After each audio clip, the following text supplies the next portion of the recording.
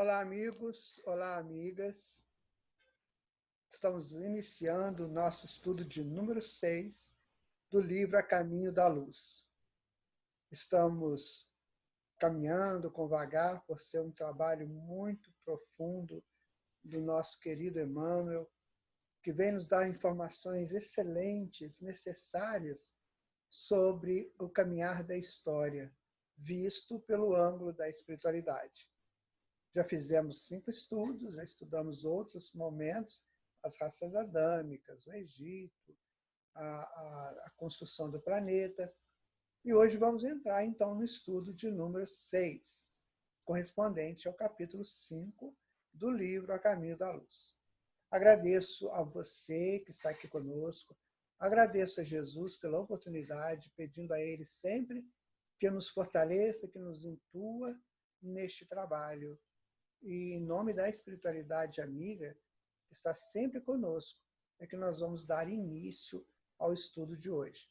É claro, nós sempre repetimos isso para você, nós estamos aqui apenas dando a nossa contribuição, e você pode dar a sua contribuição também, que é muito importante. Cada um que participa destes estudos, que lê esse livro, pode contribuir muito, porque, afinal de contas, a história da humanidade está impressa em nós.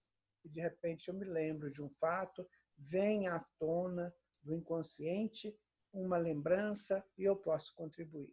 Então, vamos começar o nosso estudo de hoje, mais uma vez agradecido a você por estar aqui conosco, né? Então, vamos buscar aqui os nossos slides, que são os nossos auxiliares, né, nesse trabalho.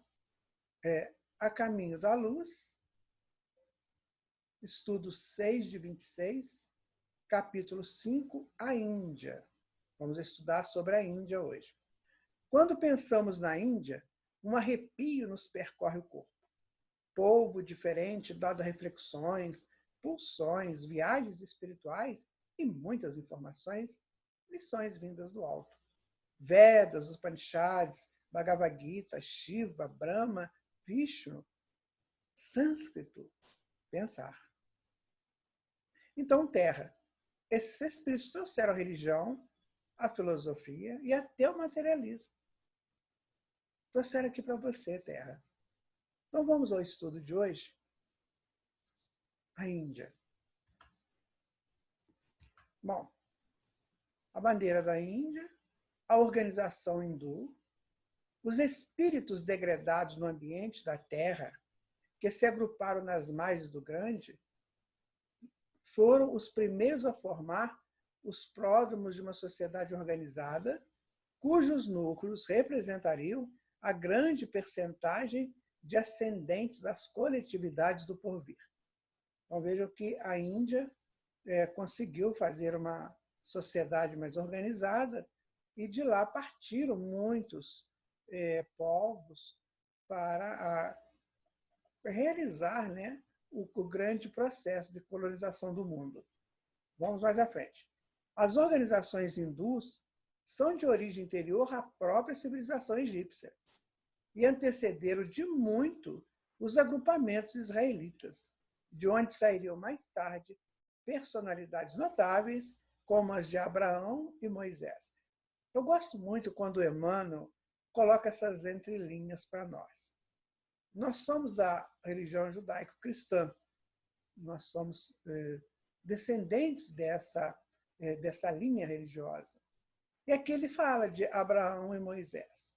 Então, se alguém tem alguma dúvida a respeito da existência ou não deles, o Emmanuel está aqui confirmando, onde saíram mais tarde as personalidades notáveis como as de Abraão e Moisés, que, sem dúvida, nós tivemos Isaac e Jacó também, como um dos grandes nomes do Israel, mas ele cita Abraão e Moisés.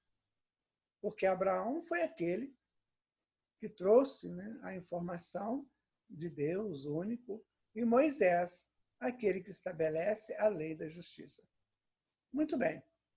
Então, os hindus são muito antigos, né, bem anterior à própria civilização egípcia.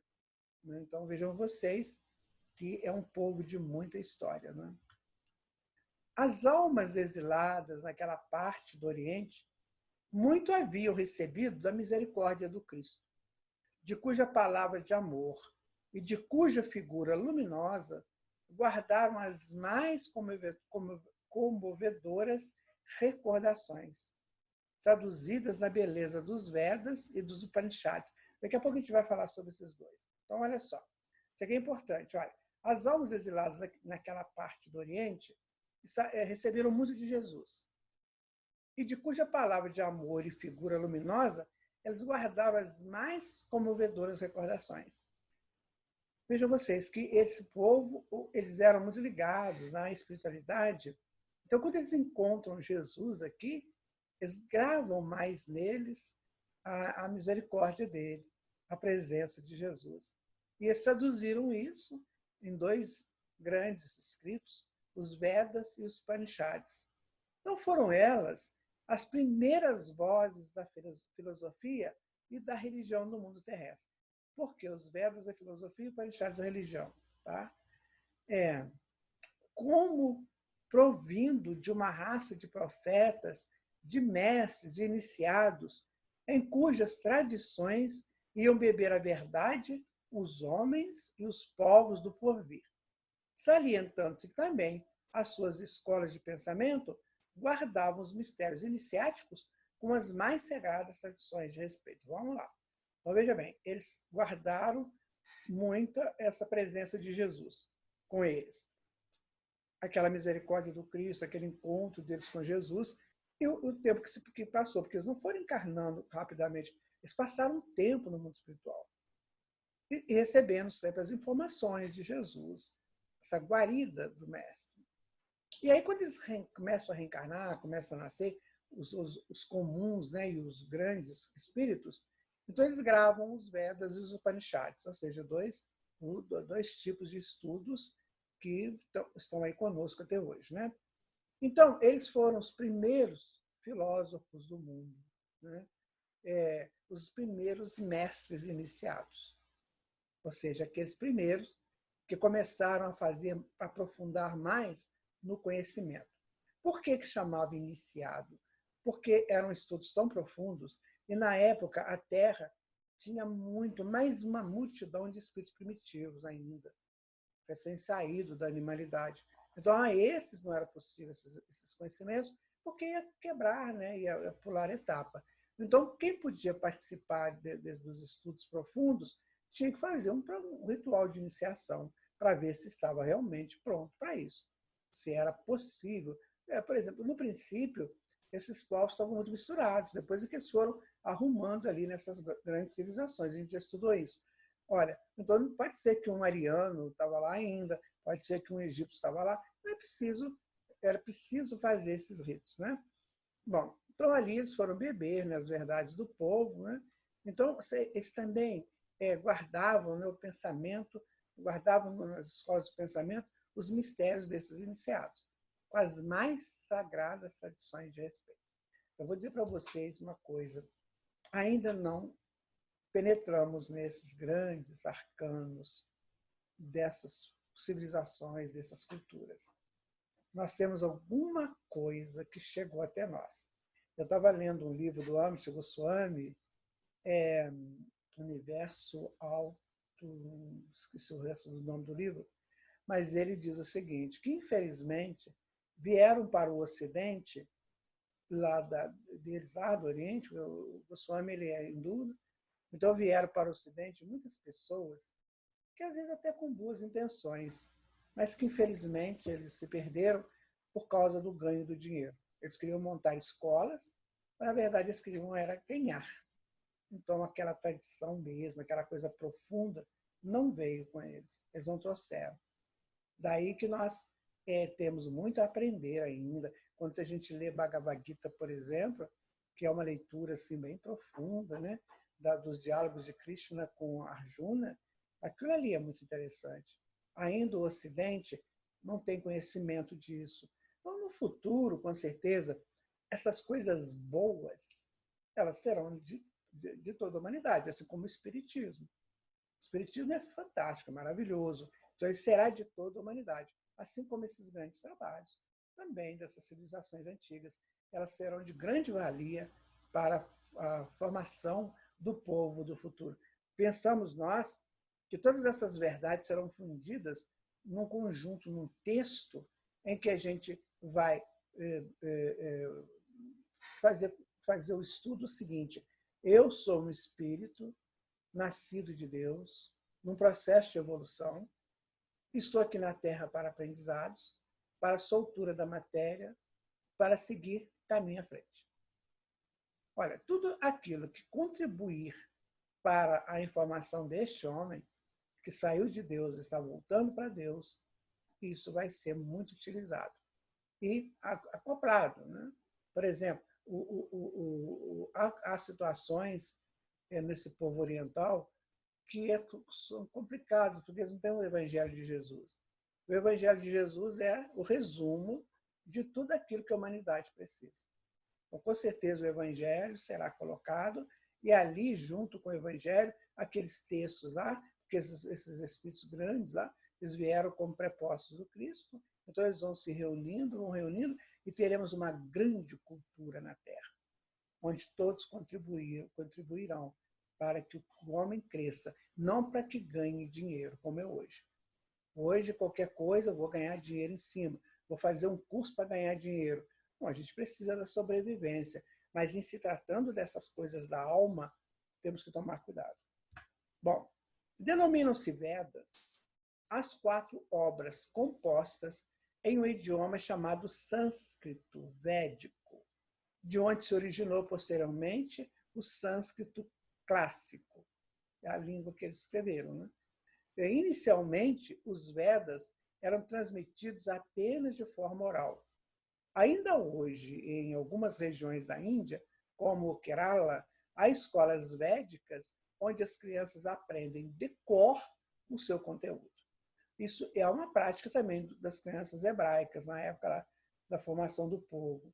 Eles sabiam todas aquelas leis lá, os profetas eles sabiam de cor, porque eles decoravam aquilo e tinha um processo para decorar, que era geralmente cantando.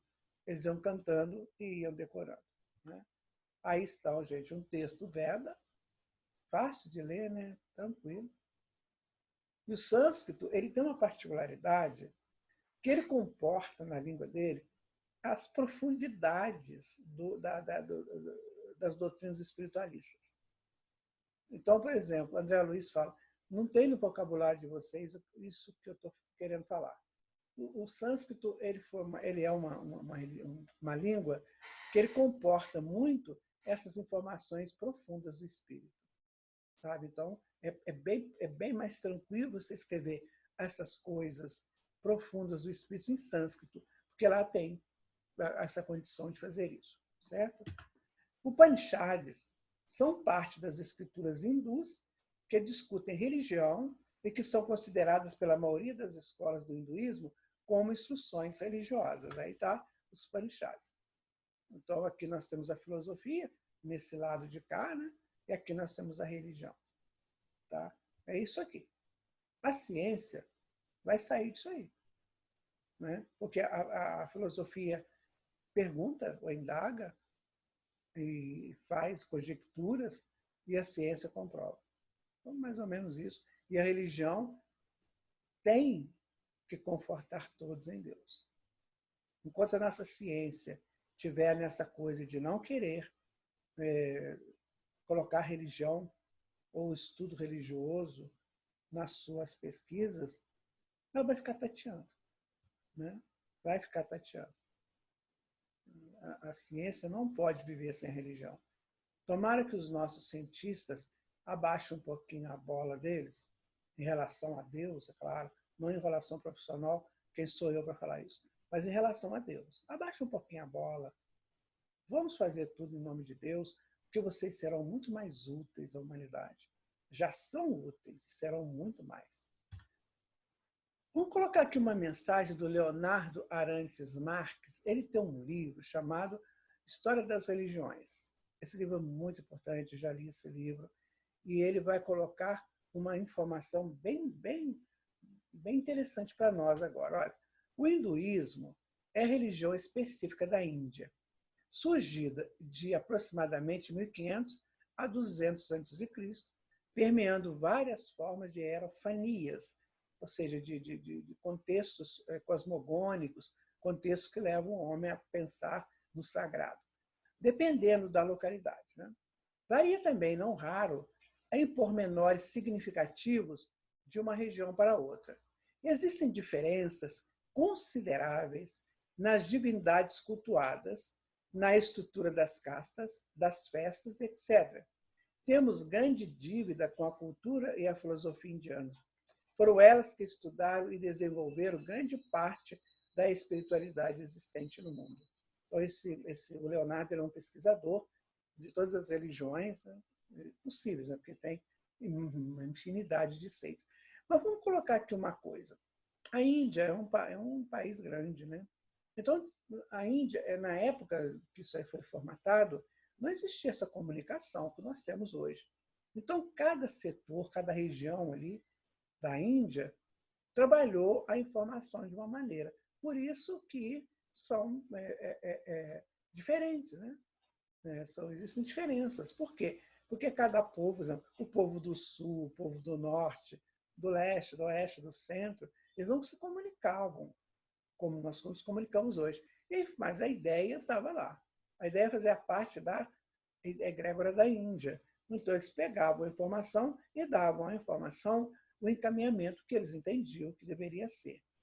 Bom, foram os exilados que se dedicaram à prática da interiorização pela meditação. Então, muitos se beneficiam delas.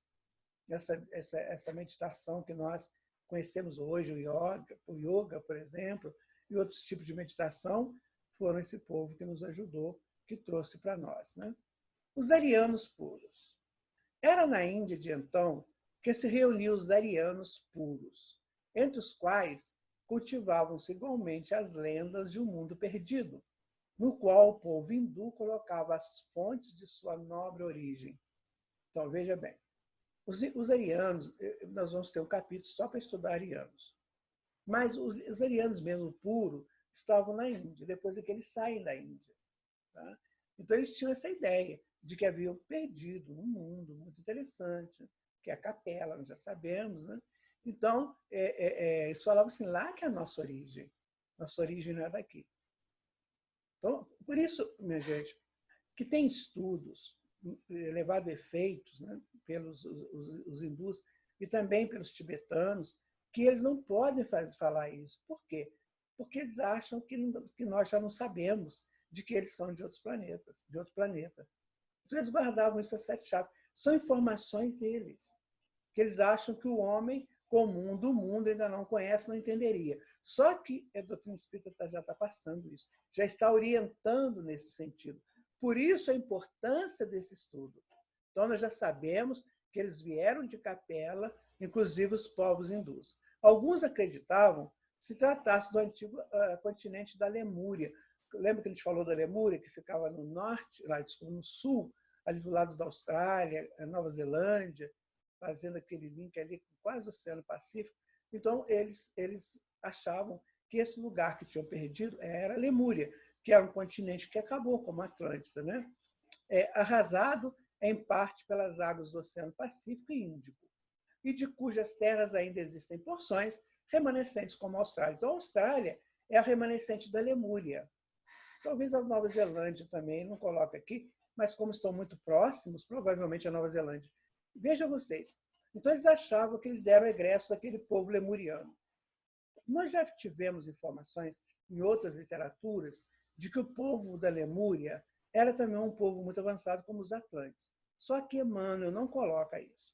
Então, como ele não coloca, nós não podemos falar, certo? Ele não referenda. Ele referendou da Atlântida, que eram povos, né, que tiveram um avanço, muitos eram avançados, outros nem tanto, mas os mais avançados depois construíram grandes civilizações aqui na América Central, por exemplo, e também lá no Egito. Agora, com relação aos lemurianos, ele não fala nada. O nome ariano vem do sânscrito Arya, que significa nobre. Então, eles achavam que eles eram os povos nobres, esses povos arianos, que se autodenominavam de árias, ou seja, de gente nobre. Por quê? Porque eles vieram de Capela e eram muito diferentes do povo da terra, que era um povo simples, ignorante, selvagem, primitivo. Então, eles eram nobres em relação a isso. E isso futuramente vai causar um grande problema para a Índia. Mas, por hora, vamos ficar com essa informação. A realidade, porém, qual já vimos, é que, como os egípcios, os hindus eram um dos ramos das massas de proscritos da Capela exilados no planeta. Então, isso aí, né, é uma representação do paraíso perdido. Eles sabiam que tinha um mundo maravilhoso que eles haviam perdido por uma razão, que eles não sabiam direito, porque não se tinha, né, pelo menos a grande massa, não tinha esse acesso mnemônico. Talvez os grandes iniciados, sim.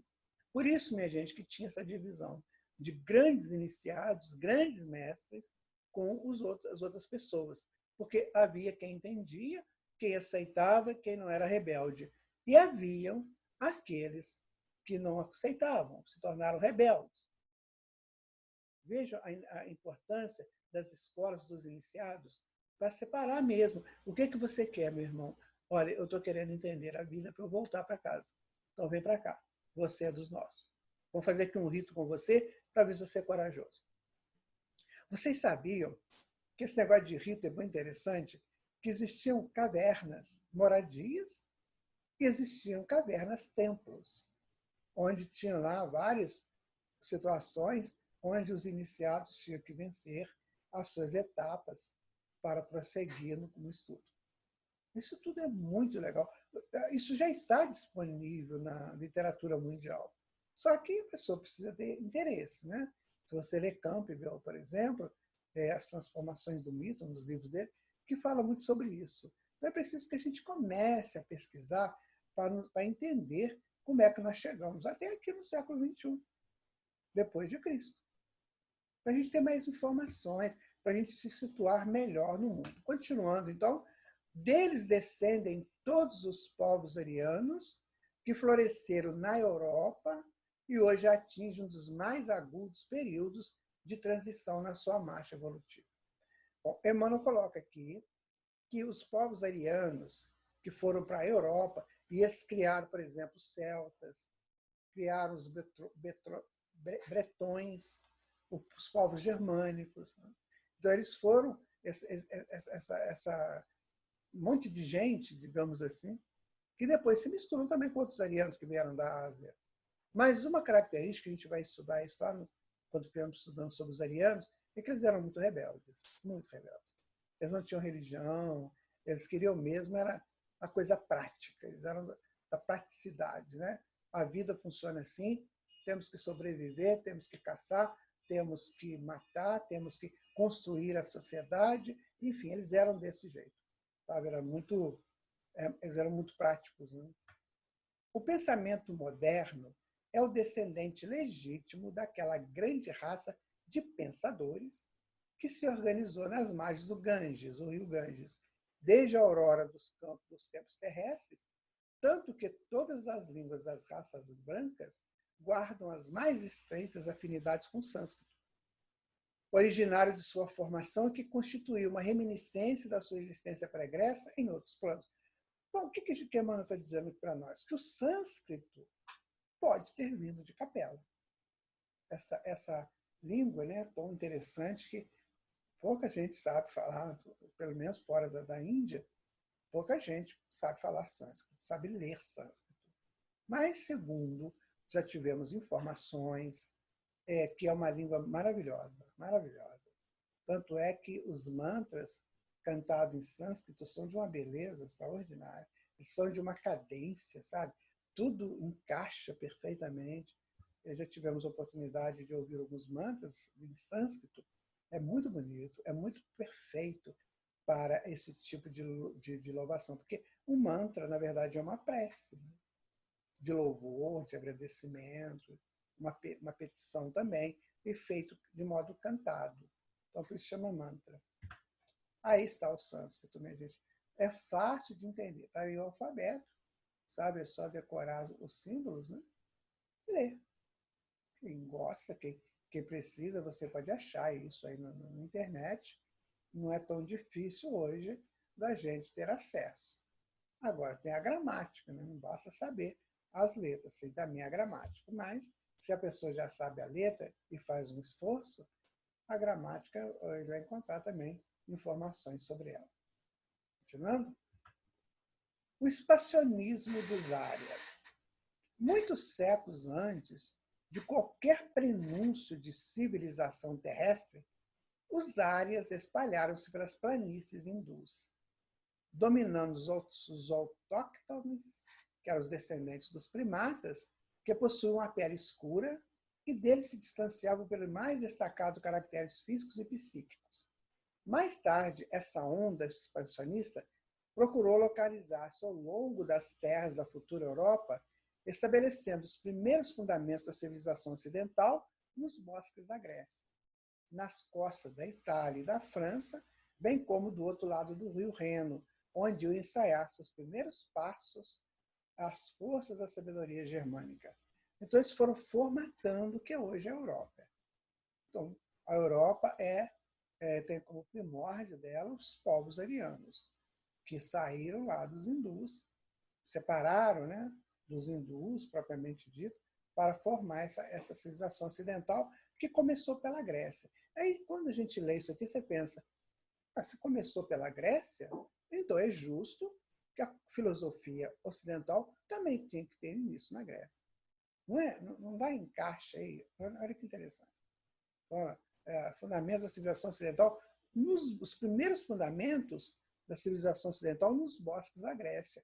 Então, a Grécia já tinha esse ascendente na Europa, de seus primeiros fundamentos, né, da civilização, que hoje falamos, né, da Europa, da civilização europeia. Então, foi lá nos bosques da Grécia.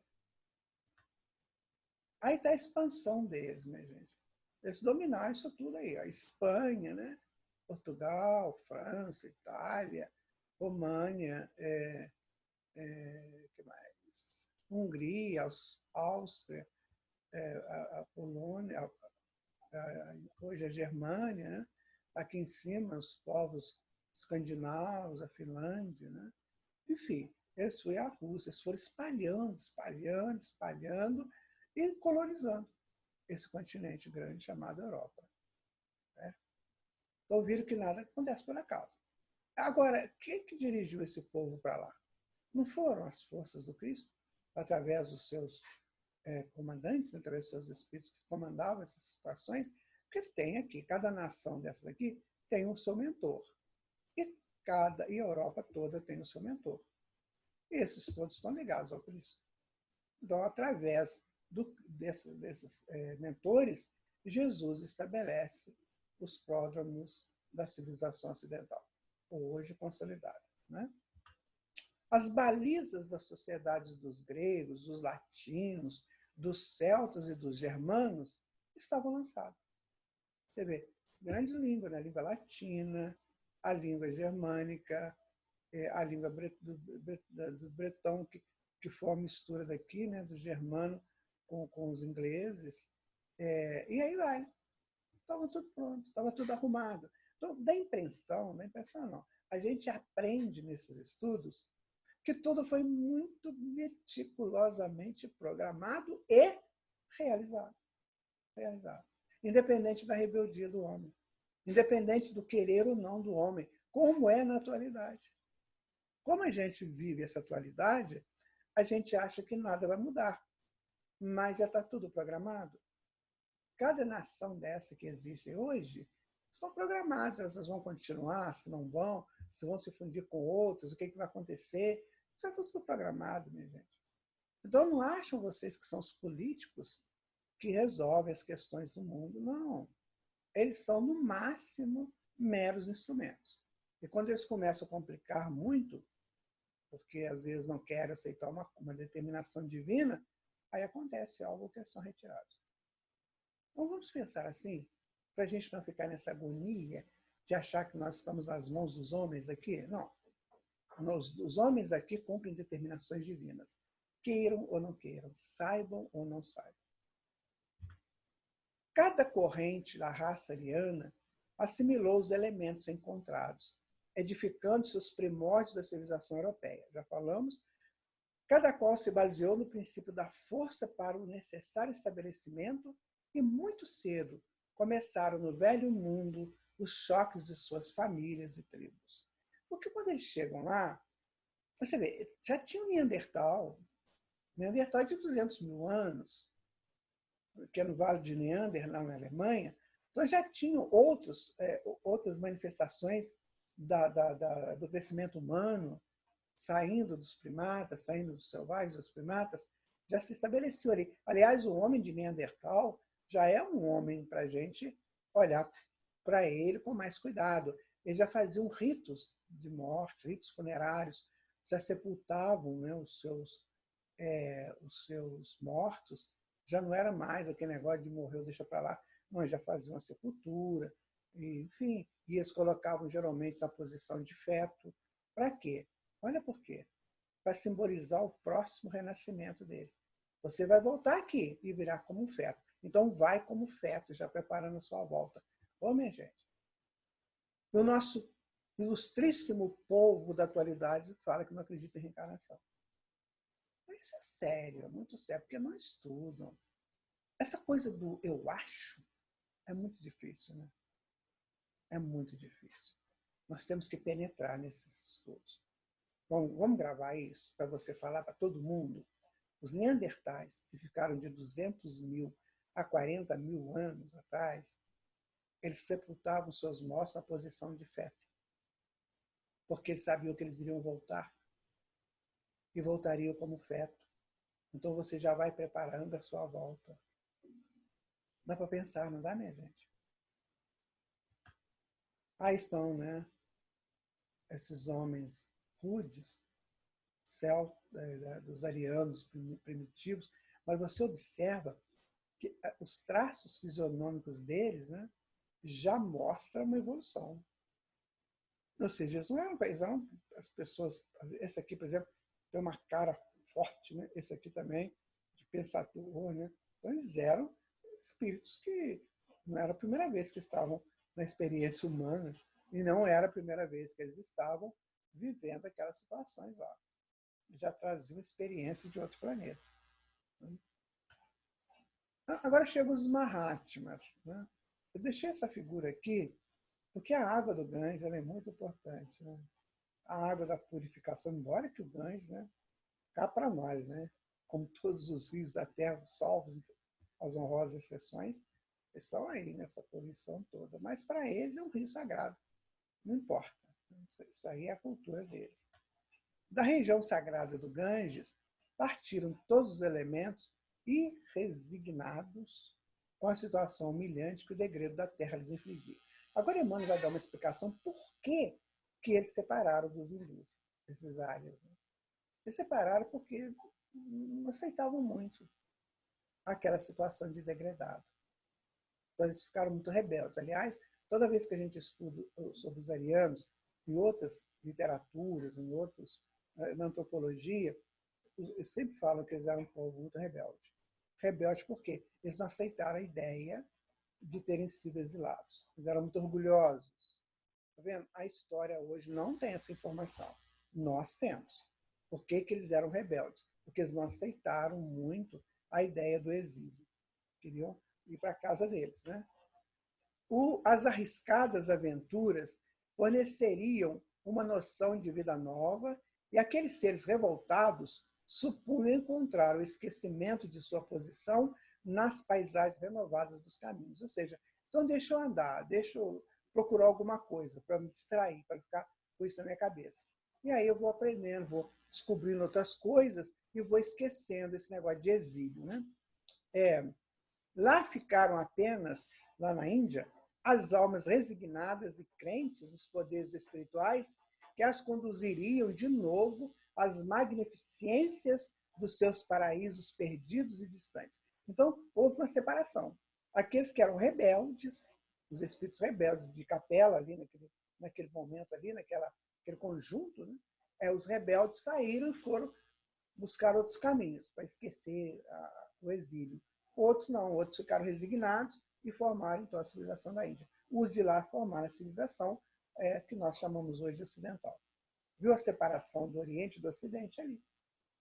O Oriente ficaram aqueles resignados, meditativos, estudiosos, contemplativos, enfim. E os do Ocidente era o povo que se lançou a descobertas, a aventuras, num primeiro momento para esquecer o exílio, agora, no outro momento, para construir uma nova civilização, que naturalmente foi muito importante para todos nós. Os Mahatmas ainda, o Cântico dos Vedas, lembra que eu falei dos Vedas, eram cantados, né? Os Cânticos dos Vedas são bem uma glorificação da fé e da esperança, em face da majestade suprema do Senhor do Universo. Então, quando a gente ouve falar no mantra, é isso que eles estão fazendo. Eles estão cantando a Deus. Depois que você tiver uma chance, dá uma olhadinha no mantra e tenta ver a letra qualquer. Geralmente é o Senhor, Deus do Universo, o Senhor Todo-Poderoso do Universo, o Senhor Infinito, aí vai, sabe? A faculdade de tolerar e esperar aflorou no sentimento coletivo das multidões que suportaram heroicamente todas as dores e aguardaram o momento sublime da redenção. Então, eles ficaram lá, aguardando este momento. Tá? Vamos em frente. Os Mahatmas criaram um ambiente de tamanha grandeza espiritual para o seu povo que ainda hoje nenhum estrangeiro visita a terra sagrada da Índia sem de lá trazer as mais profundas impressões acerca da sua atmosfera psíquica. Porque está impregnado, gente. A gente chama de egrégora, é o campo morfológico da Índia. Cada nação tem o seu campo. E o da Índia é assim. Por isso que muita gente vai para lá fazer meditações, viver aquele ambiente. Né? Eles deixaram também ao mundo as suas mensagens de amor, de esperança e de estoicismo resignado. Salientando-se que quase todos os grandes vultos do passado humano, progenitores do pensamento contemporâneo, deles aprenderam lições mais sublimes. Os estoicos eles tinham essa coisa da resignação, de entender que tudo tem uma causa, né? Que tudo tem um encaminhamento divino. Então, eles usaram isso. Estoicismo resignado. Então, eles ficaram ali, né? naquela expectativa de que voltariam, e quanto mais eu estiver seguindo, né, a lei de causa e efeito, quanto mais rápido eu retorno para minha casa. Aí nós temos o Mahatma, né, que é um dos iniciadores, daqueles que trabalham a religião, trabalham os Vedas. Então, são uma casta sacerdotal, né, os Mahatmas. Tá? Deve ser interessante ficar ao lado de um deles. Se bem que eles têm umas estruturas muito estranhas, né? Às vezes eles ficam meditando por anos, e os discípulos ali esperando ele acordar. Mas também quando ele acorda, nossa, que ele fala em 2 minutos, eu falo em 200.000 horas. Vamos lá. Cecília Meirelles, nossa grande poeta brasileira, que retornou à pátria espiritual em 1969.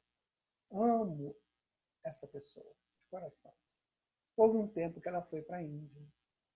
E ela levou para a Índia a literatura brasileira. Ela fez um pouco esse link da literatura brasileira com a literatura hindu. E ela tinha muito essa coisa do motivo. Ela trabalhava isso muito. Então, ela colocou aqui o 4º motivo da rosa. Ela fez isso na Índia. Não te aflijas com a pétala que voa. É a rosa falando, né? Não te aflijas com a pétala que voa. Também é ser. Deixar de ser assim. Lindo isso. Então, mesmo sendo pétala, você é rosa. Rosas verá só de cinzas franzidas. Pode ser até que a rosa se esfacere, né? Mortas, intactas pelo teu jardim. Eu deixo aroma até nos meus espinhos ao longe. O vento vai falando de mim. E por perder-me é que vão me lembrando. Por desfolhar-me é que eu não tenho fim. Isso aí, gente, pelo que eu entendo de poesia e de dramaturgia, de metáforas, né, de dramaturgia, é aquela ela diz o seguinte: você quer ser um espírito iluminado? Não seja como a rosa. Se alguém tentar te desfolhar, não tem problema. É você que está indo. Mas você nunca vai deixar de ser. Porque mesmo que este amarfã tente te machucar, não tem problema. Porque você permanece intacto no jardim daquele que quer a sua mensagem. Então, deixa teu aroma até nos seus espinhos, ou seja, até nos seus momentos mais dramáticos, mas deixa o seu aroma de espiritualidade. E o vento vai falando de você. E por perder-me, é que vão me lembrando, ou seja, no momento que eu não estiver mais, eles vão lembrar de mim. Então, eles podem me desfolhar, porque é que eu não tenho fim. Quanto mais eles me desfolham, mais eu me torno infinito. Gente, isso é divino demais. Isso é só digno de uma pessoa do quilate de Cecília Meirelles para escrever um poema. Eu tenho um profundo respeito e amor por Cecília Meirelles. Nós tivemos a oportunidade de montar uma peça de teatro só sobre ela. Nossa, foi uma das coisas mais divinas que nós fizemos, com um grupo de atores e atrizes magníficos que musicaram alguns poemas dela. Nossa, foi lindo. Então vamos de novo. Você é rosa, então você vai dizer isso. Não te afliges com a pétala que voa. Também é ser deixar de ser assim. Rosas verá só de cinzas franzida, morta, intacta pelo teu jardim. Eu deixo aroma até nos meus espinhos ao longe. O vento vai falando de mim. E por perder-me é que vou me lembrando. Por desfolhar-me é que não tenho fim. Ela fez isso na Índia, pegando o campo morfológico da Índia, capturando aquela estrutura de religiosidade, de espiritualidade da Índia. Gostaram? Bonito, né? Muito bonito. O povo hindu, agora eu vou falar sobre as castas, aí começa o problema. O povo hindu, não obstante o seu elevado grau de desenvolvimento nas ciências do espírito, não aproveitou de modo geral como devia o seu acervo de experiências sagradas. Aí começa o problema, gente. Nós temos que tomar muito cuidado. Isso aqui, para nós, quando estudei isso a primeira vez, eu lembrei muito dos espíritas, porque nós temos nas mãos fundamentos essenciais da vida. Mas se a gente não tomar cuidado, a gente forma castas dentro do movimento espírita. Quer ver o que aconteceu com eles? Olha, seus condutores conheciam as elevadas finalidades da vida. Nós, espíritos, conhecemos. Lembravam-se vagamente das promessas do Senhor anteriores à sua reencarnação para os trabalhos do penoso degredo. Nós já sabemos que estamos aqui com Jesus para uma mudança, para uma estruturação. Se você tem dúvida, por favor, leia o Evangelho de João, no capítulo 15, 16, que você vai ver a prece que Jesus faz a Deus por nós. Então, nós já sabemos que Ele é o nosso mentor, que Ele é o nosso mestre. Quando Ele fala assim, eu já não vos chamo de servo, porque o servo não sabe o que o seu Senhor faz. Eu já vos chamo de amigo, porque vocês sabem o que eu faço por vocês. Gente, isso é lindo, meu Deus. Isso é de Jesus para nós. A prova disso é que eles abraçaram todos os grandes missionários do pretérito, vendo neles os avatares do seu Redentor. Então, o que acontece? Eles sabiam de tudo isso. Então, nós já sabemos, né, das nossas finalidades, nós sabemos de Jesus, o grande condutor dessa humanidade, né? E já tivemos grandes missionários aqui no Espiritismo que trouxeram para nós informações esplêndidas, a partir do senhor Allan Kardec até os dias atuais. Grandes espíritos muito sinceros, muito corretos no campo do Espiritismo. Né? Então, Vyasa foi instrumento das lições do Cristo 6.000 anos antes do Evangelho. Quer dizer, 6.000 anos antes de Jesus, esse Vyasa, que é um ser que existiu lá na Índia, cuja epopeia e seus mínimos detalhes já foi prevista pelos iniciados hindus, né? Alguns milênios antes da organização da Palestina. Então, você vai ler isso no Mahabharata. O Mahabharata é um texto do Vyasa e que você pode ver em filme também, está no YouTube. Mahabharata é quase como escreve, só que tem um H aí no meio e tal. Então, você vai ver, eu consegui ver esse filme, um filme longo, de 6 horas, mas ele vai dividido em partes, e então vale a pena. O Vyasa mostrando como é que formou a civilização hindu. E ele mostrando como é que o povo deveria ser aqui no planeta Terra. Inclusive, o Bhagavad Gita sai do Mahabharata, que fez parte desse conjunto de informações. Né? Aí está o nosso Vyasa, uma representação simples dele, né? Que deve ter sido tirado de algum desenho, né? Lá na Índia. Muito bem. Ainda as castas. É uma flautista, uma pessoa meditando ali no lago, né? Provavelmente é Buda, que tem a árvore de borda, né? Então vamos lá. Krishna, Buda, Krishna é o de cima, e outros grandes enviados de Jesus ao plano material, então Krishna existiu, gente. Esse Krishna, que é muito falado, Hare Krishna, no Bhagavad Gita, o Krishna. Então ele existiu sim, foi um espírito que encarnou. Ele, o Buda e outros grandes enviados de Jesus ao plano material para a exposição das suas verdades salvadoras foram compreendidas pelo grande povo sobre sua fronte, não, pelo grande povo sobre sua fronte derramou o Senhor em todos os tempos as claridades divinas do seu amor desvelado e compassivo. Então, desde sempre Jesus fala conosco. Mas, como se a questão fosse determinada por um doloroso atavismo psíquico, o povo hindu, embora suas tradições de espiritualidade, deixou crescer no coração o espinho do orgulho, que, aliás, dera motivo ao seu exílio na Terra. Então, o que acontece? Nós somos no Espiritismo, estamos com todas essas informações, mas ainda temos o orgulho do passado. Aí começamos, né, a deixar a espiritualidade para formar nossas castas. O que é isso? Os grupinhos. Grupinho do centro tal, grupinho do centro tal, eles não se conversam. Se um centro faz uma atividade na mesma cidade, o outro não vai. Porque são os grupinhos, são as castas. Isso é um perigo, minha gente. E pode ser que essas pessoas que promovem isso sejam egressos da civilização hindu com essa informação na psique deles. Repetindo no espiritismo aquilo que os hindus erraram lá no passado, a formação das castas. Em breve, a organização das castas separava as suas coletividades para sempre.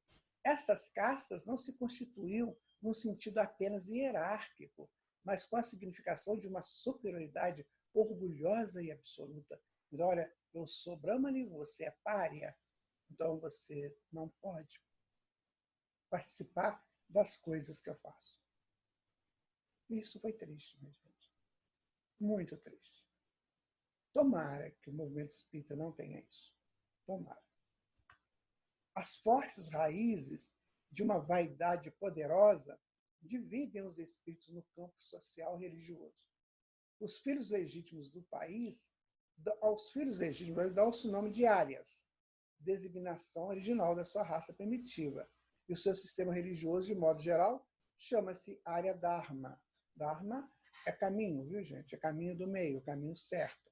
Então, os povos nobres seguindo o caminho certo, que eles afirmavam trazer de sua longínqua origem. Eles saíram lá de Capela com essa informação. Vocês têm que buscar o caminho reto. E lá no meio para onde vocês vão, lá os povos são primitivos, então vocês serão diferenciados.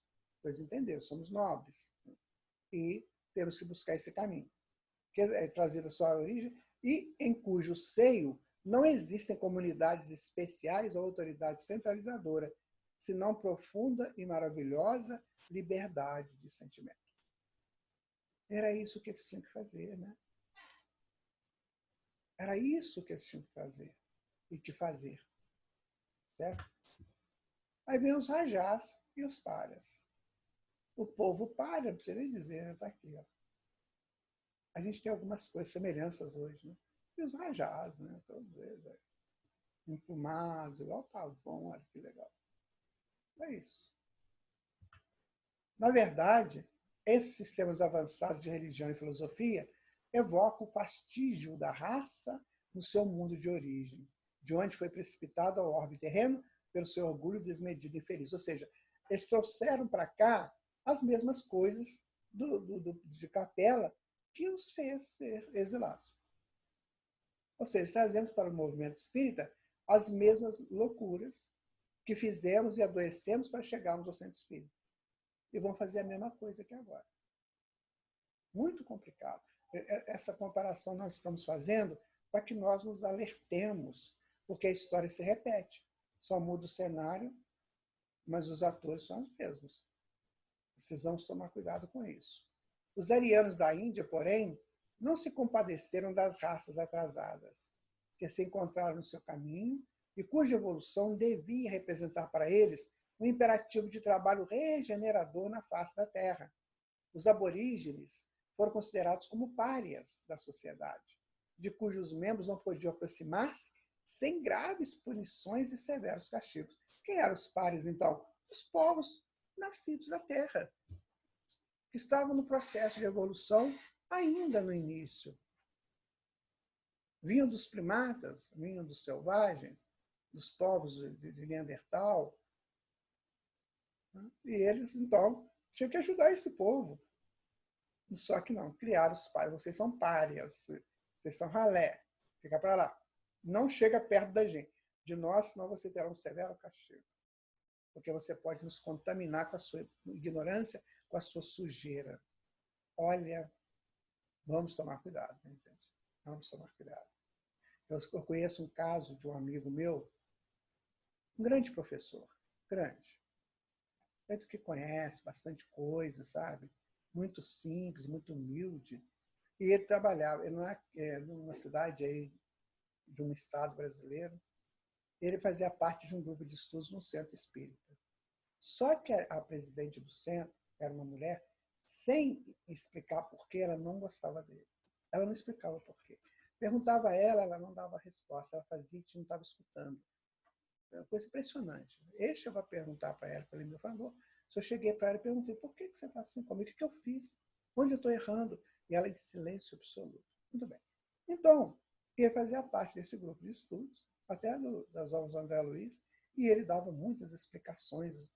As pessoas lá gostavam que ele estivesse por causa disso, que ele tirava as dúvidas, né, que ele estudava isso antes, muito antigo.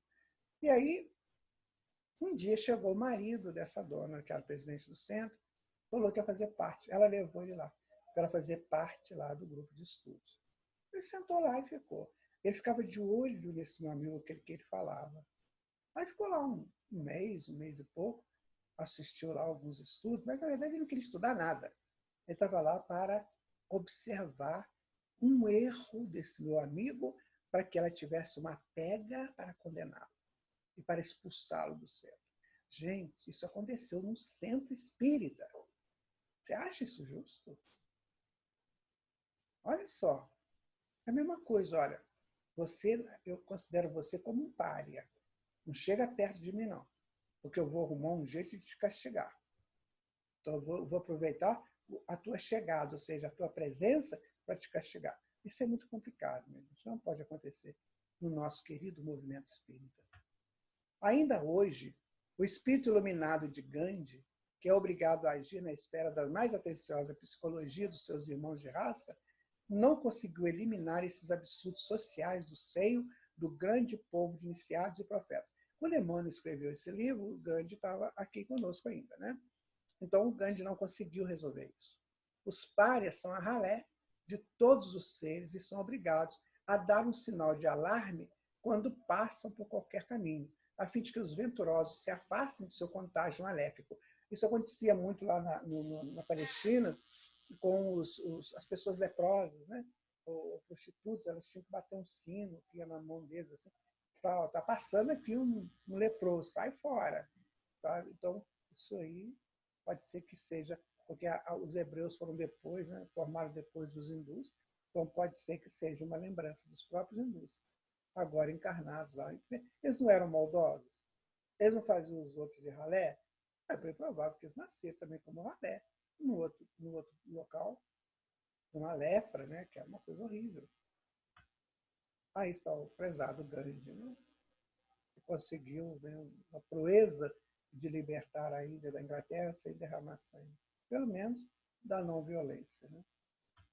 A realidade, contudo, é que os rajás soberanos, ao influxo da misericórdia do Cristo, voltam às mesmas estradas que transitaram sobre o dorso dos elefantes, ajaezados de pedrarias, como mendigos desventurados, rasgando o pretérito em avatares de amargas provações expiatórias. Está vendo? Estava falando que eles podiam ter renascido lá entre os hebreus como leprosos, e que quando eles passavam, eles tinham que avisar que eu estou passando, porque eles eram párias, né, sociais lá. Os que humilharam os infortunados do alto dos seus palácios resplandecentes volvem aos mesmos caminhos, cheios de chagas cancerosas, tá vendo? Onde a lepra é um deles, né? Exibindo a sua miséria e a sua indigência. Não tem jeito, minha gente. Fez, paga. E o que é de admirar-se é que nenhum povo da Terra tem mais conhecimentos acerca da reencarnação do que os hindus. Ciente dessa verdade sagrada desde os primórdios da sua organização deste mundo. Ou seja, quem tem mais orientação hoje no Ocidente sobre reencarnação que os espíritas? Não tem jeito. Estudar reencarnação como nós estudamos, como nós temos elementos para isso, só nós espíritas. Por isso que temos que nos cuidar. Aí está, minha gente. Olha, você fez, você criou a lei, né? Infringiu a lei, tem que limpar. Tem que resolver. De joelho no chão, sabe? Resolvendo, sem reclamar, pacientemente e com toda a simplicidade possível. Então é melhor não errar. Aí a lei de causa e efeito, né? que você não soube respeitar, que você agora tem que resolver-se com ela. Muito bem. Nos bastidores da civilização, somos compelidos a reconhecer que a Índia foi a matriz de todas as filosofias e religiões da humanidade. Olha, uma informação interessante. Então, foi a Índia que foi a matriz das filosofias e religiões da humanidade. Não foi na Grécia, não foi. Foi na Índia. Inclusive do materialismo, que lá nasceu na escola dos Charvakas. Então, lá tinha materialismo também. É claro, eles vieram rebeldes, né, de capelas, trouxeram as informações deles. Um pensamento de gratidão nos torna o íntimo, examinando a sua grandeza espiritual e as suas belezas misteriosas, mas acima dos seus iogues e dos seus mahatmas, temos de colocar a figura luminosa daquele que é a luz do mundo e cuja vinda à Terra se verificaria para trazer a palma da concórdia e da fraternidade para todos os corações e para todos os povos, arrasando as fronteiras que separam os espíritos e eliminando os laços ferrenhos das castas sociais, para que o amor das almas substituísse o preconceito da raça no seu reinado sem fim. É que Jesus precisa chegar nos centros espíritas, para acabar com tudo isso que porventura esteja acontecendo. É ele, né, o nosso mestre. Bom, vamos ver o que Emmanuel tem a dizer, né? Então, nós tiramos o livro Escrínio de Luz, um livro psicografado pelo Chico Xavier, na página que ele deu o nome de Mansos de Coração. A pretexto de venerar a verdade, não aniquiles as promessas do amor. Abraça o teu roteiro com a alegria de quem trabalha por fidelidade ou soma o bem, estendendo a graça da esperança a benefício de todos.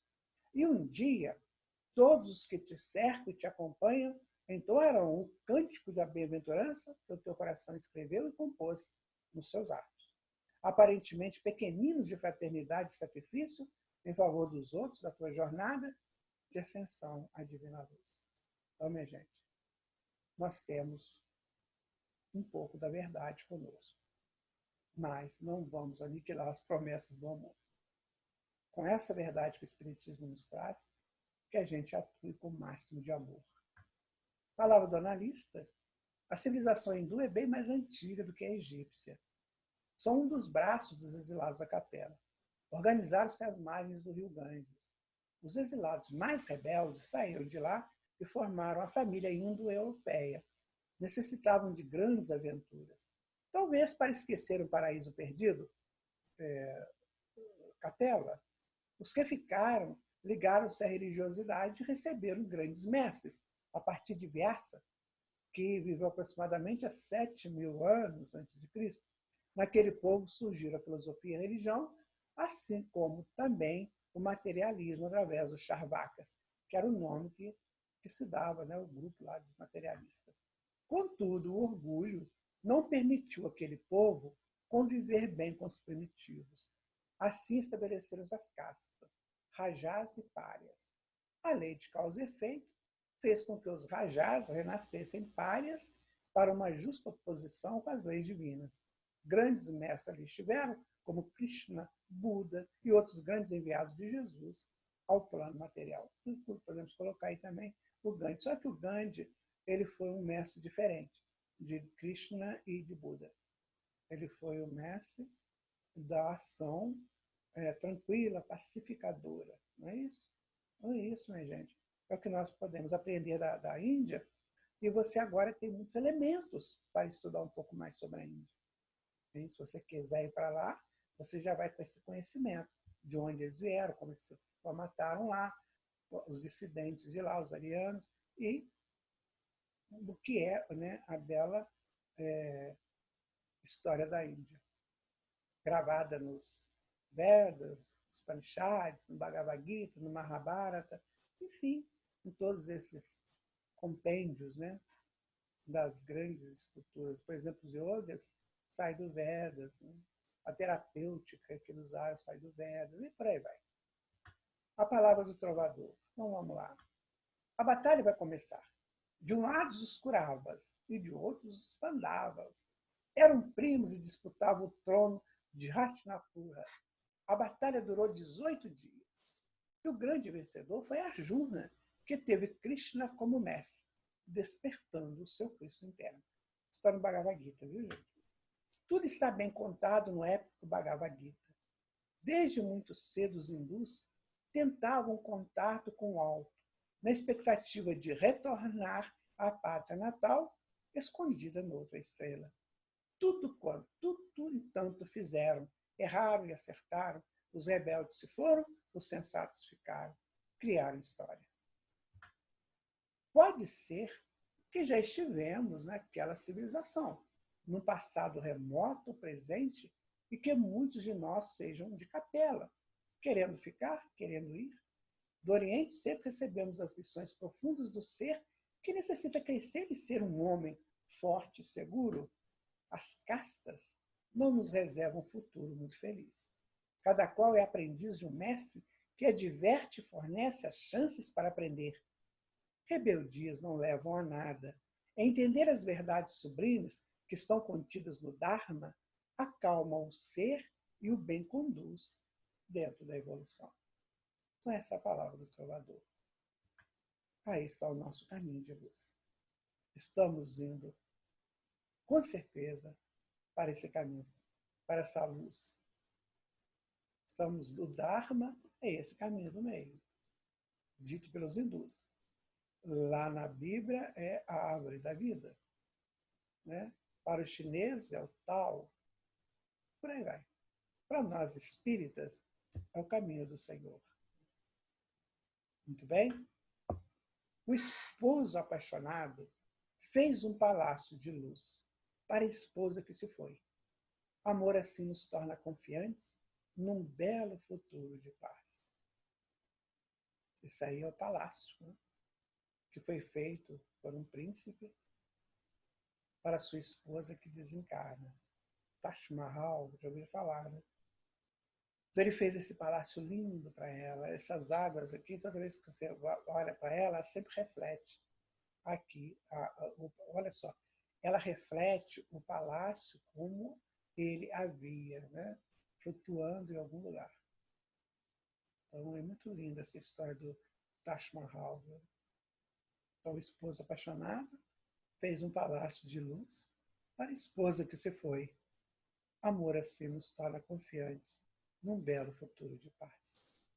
É isso, minha gente. E nós acabamos de estudar o estudo 6 do nosso livro A Caminho da Luz. Eu agradeço você por estar conosco. Agradeço de coração. Peço a Jesus que te mantenha sempre ligado, sintonizado com as bênçãos do Pai. Muito obrigado.